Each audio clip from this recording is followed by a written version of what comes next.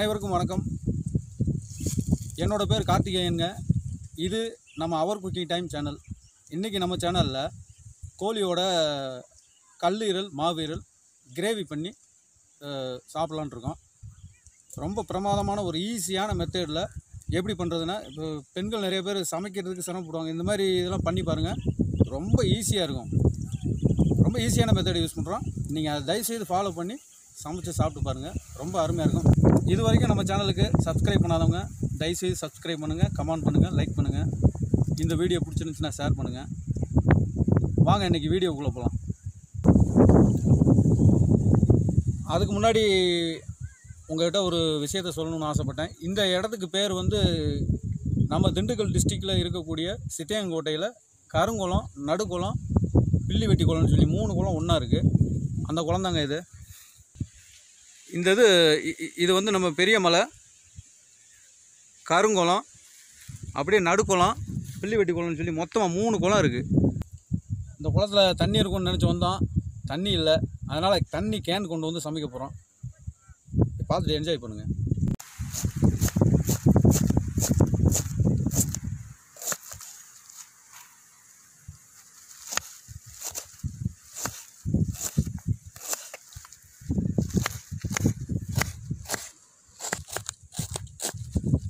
வெங்காயம் வந்து எந்த அளவுக்கு நைஸாக விட்டுறீங்களோ செம்ம டேஸ்ட்டாக வருங்க. பெருசாக விட்டிங்கன்னா வதங்காது. ஏன்னா இது வந்து பொதுவாக அரைச்சி ஊற்றக்கூடிய விஷயம். ஆனால் நைஸாக போட்டிங்கன்னா நல்லா இருக்கும்.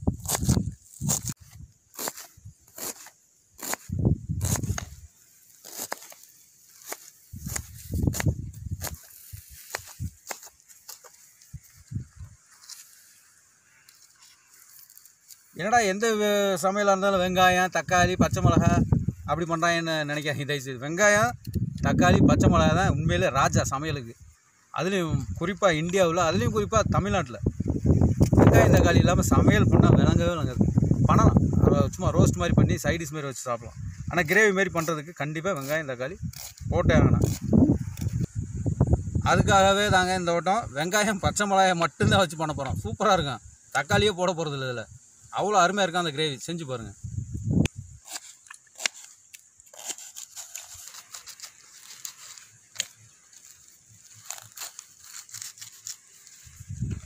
அதே மாதிரி இந்த பச்சை மிளகாயும் ரொம்ப நைஸாக, எவ்வளோ நைஸாக நறுக்க முடியுமோ நறுக்கிங்க. அவ்வளோ அருமையாக இருக்கும். நைஸாக நறுக்கணும். என்கிட்ட சரியான கட்டை இல்லை, இல்லைன்னா நல்லா நறுக்கலாம். ஸோ ஓகே, நீங்கள் வந்து நைஸாக நறுக்கிங்க.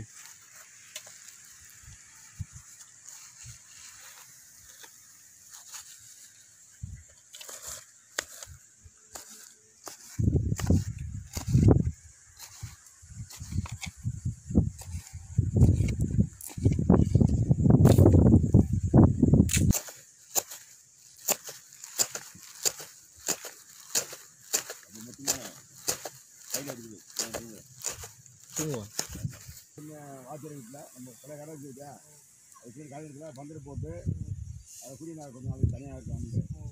இருந்து மாடு வாங்கி வளர்த்தாங்க. அப்படியே தீபாலாம் அப்படியே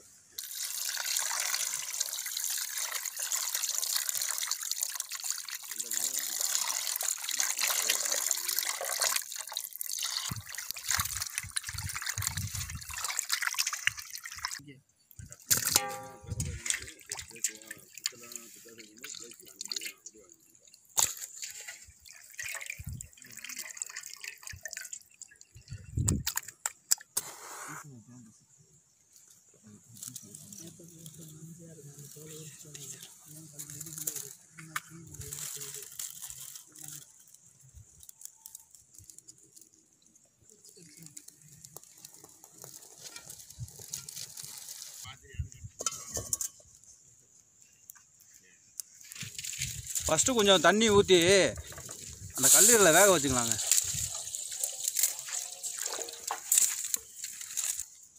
இப்போ வந்து அந்த மாவீரல் வந்து சீக்கிரம் வெந்துருங்க. அதனால் கல்லீரலை மட்டும் வேக வச்சுக்கலாம். அதுக்கப்புறம் ரெண்டையும் ஜாயின் பண்ணுவோம். இப்போ வந்து கல்லீரலை வேக வச்சுக்கணும். தண்ணி காஞ்சிருச்சு.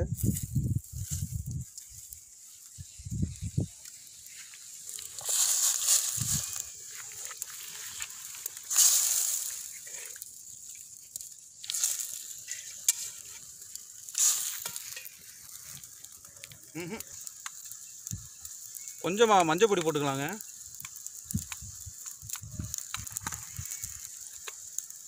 இதுக்கு தேவையான அளவு அரை உப்பு போட்டுக்கலாங்க.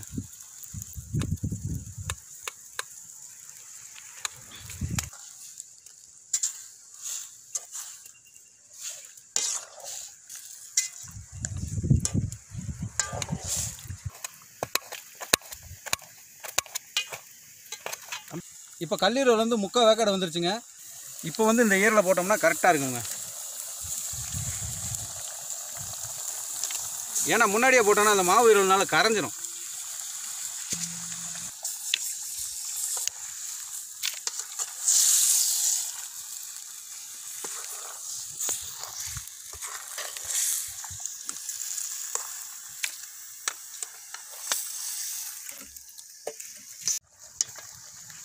இப்போ மாவு ஈரலும் கல் ஈரலும் நல்லா வெந்துருச்சுங்க. இப்போ இறக்கிடுவோம்.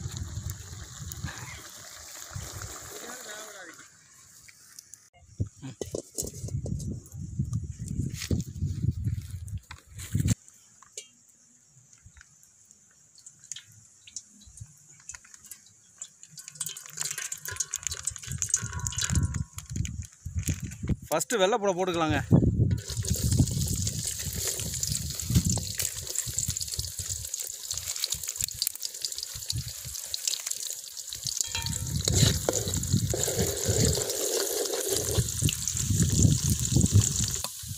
பச்சை மிளகா போட்டுக்கலாங்க.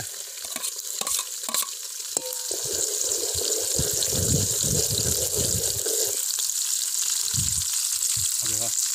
இப்போ அந்த நறுக்கின வெங்காயத்தை அப்படியே போட்டுடலாங்க.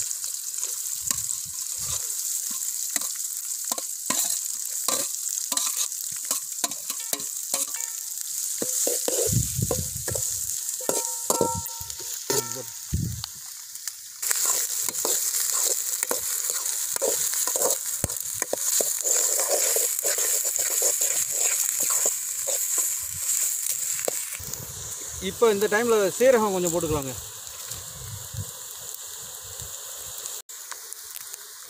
சிக்கன் மசாலா கொஞ்சம் போட்டுக்கலாங்க.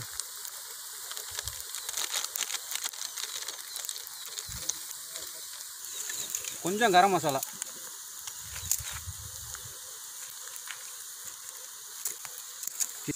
கொஞ்சமாக மஞ்சள் பொடி போட்டுக்கலாங்க. ஏற்கனவே போட்டிருக்கோம், அதனால் கொஞ்சமாக போட்டுக்கலாம். கொஞ்சம் பெப்பர் ஜாஸ்தியாக போட்டுக்கலாங்க. வேறு எந்த மசாலா சில்லி பவுடர்லாம் நம்ம போடலை, அதனால் பெப்பர் மட்டும் போட்டுக்கலாம்.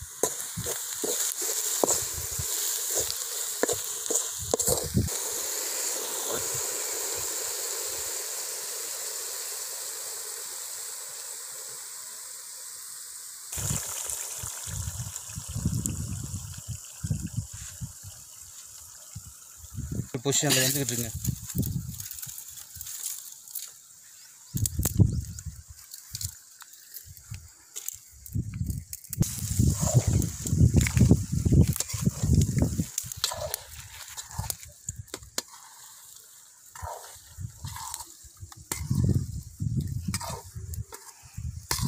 கோழி லிவர் பக்காவாக ரெடி ஆகிட்டுருங்க.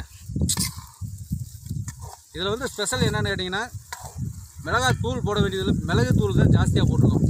உடம்புக்கு ரொம்ப நல்லது. ஜீரகமும் மிளகு தூள் மட்டும் போட்டிருக்கோம். அருமையாக ரெடி ஆகிட்டு இருக்கு.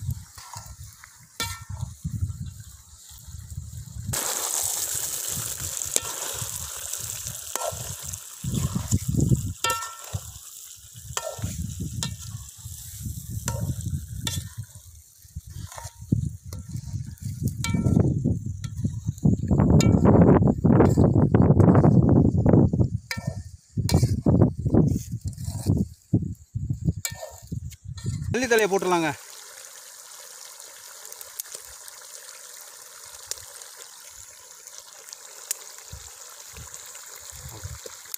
பார்க்கும் போதே எச்சி விடுதுங்க. பார்க்கும் போதே எச்சி விடுது. ஈரல் பக்காவாக ரெடி ஆயிடுச்சுங்க. இப்போ இறக்கிடுவோம், சாப்பிடுவோம்.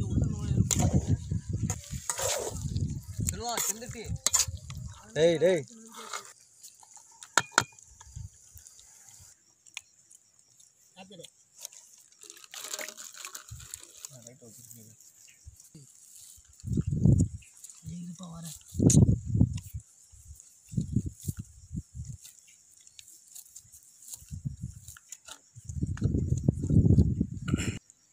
இப்போ நம்ம பண்ண கிரேவிக்கு சப்பாத்தி வச்சு சாப்பிட்டிங்கன்னா உடம்புக்கும் நல்லாயிருக்கும், ரொம்ப அருமையாக இருக்கும், டேஸ்ட்டும் நல்லாயிருக்கும். இப்போ நாங்கள் சப்பாத்தி பண்ண முடியல, கடையில் புரோட்டா தான் கிடச்சி, அதை வச்சு சாப்பிட்றோம்.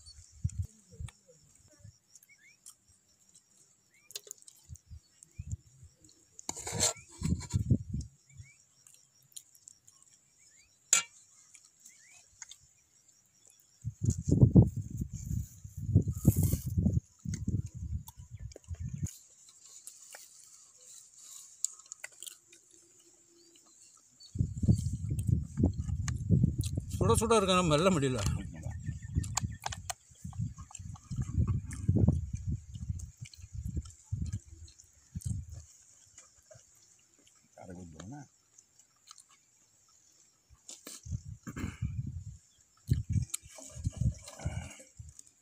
கல்லீரல் பக்காவாக வந்திருக்கு.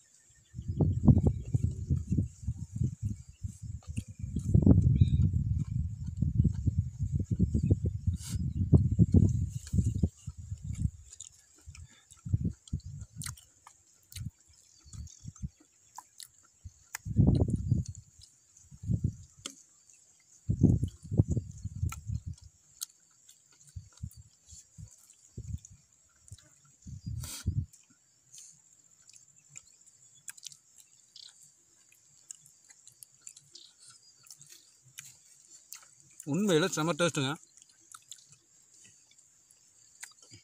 தயவுசெய்து இதை ட்ரை பண்ணி பாருங்கள். பக்காவான டேஸ்ட்டு, உடம்புக்கு நல்லாயிருக்கும். சளி கிளி எல்லாம் மிளகெல்லாம் போட்டிருக்கோம்ல, அதேமாரி இதை வந்து நாட்டுக்கோழியில் பண்ணால் இன்னும் நல்லாயிருக்கும். அடுத்த வீடியோவில் இதேமாரி பண்ணுவோம் நாட்டுக்கோழி வச்சு. இந்த வீடியோ பிடிச்சிருக்குங்களா? பிடிச்சிருந்தா கண்டிப்பாக உங்கள் ஃப்ரெண்ட்ஸ் எல்லாத்துக்கும் ஷேர் பண்ணுங்கள். அடுத்த ஒரு நல்ல வீடியோவில் மீட் பண்ண வரைக்கும் உங்கள்கிட்ட விடைபெறுறது அவர் குக்கிங் டைம் சேனல்.